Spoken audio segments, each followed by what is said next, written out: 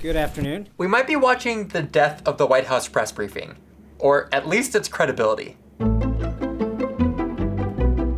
This week, White House Deputy Press Secretary Sarah Huckabee scrambled to explain why Trump abruptly fired FBI Director James Comey, who was in the middle of overseeing several investigations into the Trump White House's ties to Russia. The president, over the last several months, lost confidence in Director Comey. The official White House explanation was, and bear with me, that Trump fired Comey after hearing from the Deputy Attorney General, who raised concerns about Comey's handling of the Clinton emails during the campaign. Got it?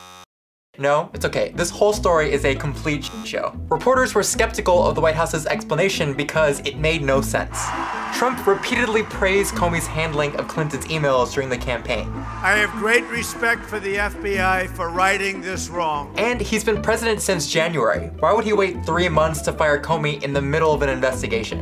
What changed? But Huckabee was adamant. Isn't it true that the president had already decided to fire James Comey, and he asked the Justice Department to put together the rationale for that firing? No. She stood in front of reporters and insisted that Trump fired Comey because of how he handled Clinton's emails. The basic just atrocities in circumventing the chain of command in the Department of Justice. And that he was only doing it now because of the recommendation from the Deputy Attorney General. I think that was the final catalyst. And then, Trump ruined everything. What I did is I was going to fire Comey. My decision. It was not... You had made the decision before they came in the room. I was going to fire Comey. And he fired him because he wasn't happy with the FBI's investigation into his possible Russia ties. When I decided to just do it, I said to myself, I said, you know, this Russia thing with Trump and Russia is a made-up story. It's an excuse by the Democrats for having lost an election that they should have won. The whole saga reveals a basic problem with Trump's spokespeople like Huckabee or Kellyanne Conway or Sean Spicer. They don't actually speak for the president. Conway says Trump has confidence in Michael Flynn. Yes, General Flynn does enjoy the full confidence of the president. Trump asked for his resignation.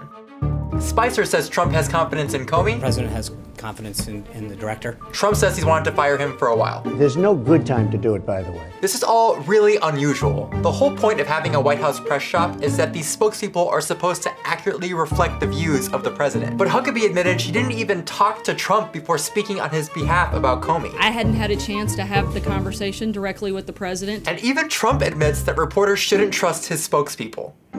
The day after his NBC interview, he tweeted that we should cancel the White House press briefing and that no one should expect his spokespeople to be perfectly accurate because he's very busy. And he's not wrong. There is no credible White House press shop anymore. The only person who speaks for Trump is Trump. Everything else is damage control.